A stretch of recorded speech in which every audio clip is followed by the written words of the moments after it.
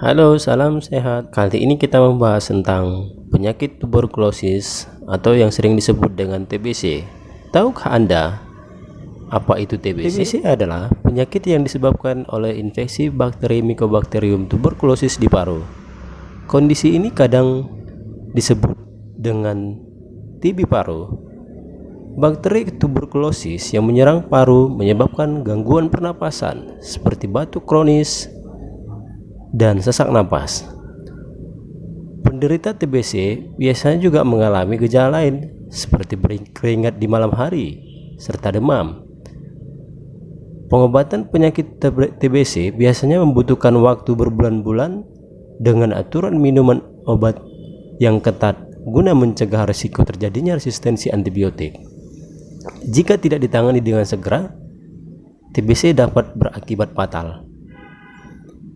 Bakteri Mycobacterium tuberculosis dapat menginfeksi bagian organ lain tubuhnya seperti ginjal, tulang, sendi, kelenjar getah bening, atau selaput otak. Kondisi ini dinamakan dengan TB extravaru. Indonesia berada di urutan ketiga negara dengan kasus tertinggi TBC di dunia setelah India dan Cina. Data tahun 2019 menunjukkan ada sekitar 845.000 penderita TBC di Indonesia. Penyakit ini dapat berakibat fatal bagi penderitanya jika tidak segera ditangani. Meski begitu, TBC adalah penyakit yang dapat disembuhkan dan bisa dicegah. Selanjutnya, bagaimana penyebab TBC ini? Penyebab TBC ini adalah infeksi bakteri Mycobacterium tuberculosis. Bakteri ini menyebar ketika seorang menghirup percikan ludah atau droplet saat penderita TBC batuk, berbicara, bersin, tertawa, ataupun bernyanyi. Meski TBC dikategorikan sebagai penyakit menular, penularan penyakit ini tidak secepat pilek dan flu. Namun ada beberapa kelompok yang berisiko tinggi tertular TBC. Yang pertama, orang yang tinggal di pemukiman padat dan kumuh. Yang kedua, petugas medis yang sering merawat penderita TBC.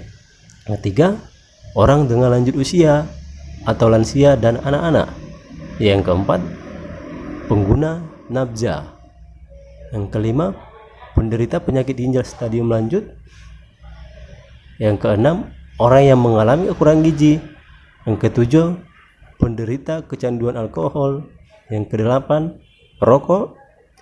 Yang kesembilan, orang dengan kekebalan tubuh yang lemah, misalnya penderita HIV/AIDS, kanker, diabetes, orang yang menjalani transplantasi organ, dan lain sebagainya. Yang kesepuluh, orang yang sedang dalam terapi obat imunosupresif, misalnya penderita lupus, psoriasis, rheumatoid arthritis, atau penyakit Crohn. Selanjutnya, bagaimana gejala TBC itu?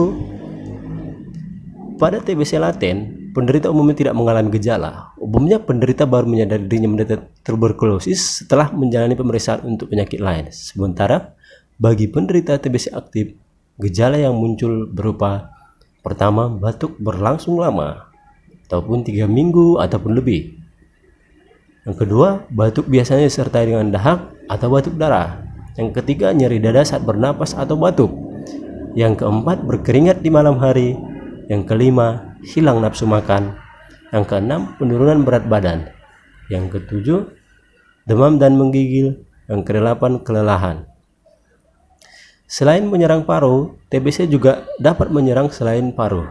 Berikut ini adalah contoh gejala yang muncul akibat penyakit TBC di luar paru menurut organ yang terkena. Yang pertama, pembengkakan kelenjar getah bening bila terkena TBC kelenjar. Kedua, kencing berdarah pada TBC ginjal. Yang ketiga, nyeri punggung pada TBC tulang belakang. Yang keempat, sakit kepala dan kejang bila terkena TBC di otak. Yang kelima, sakit perut hebat jika mengalami TBC usus. Demikian, salam sehat. Ikuti terus channel Tahukah Anda? Jangan lupa subscribe, share, and comment.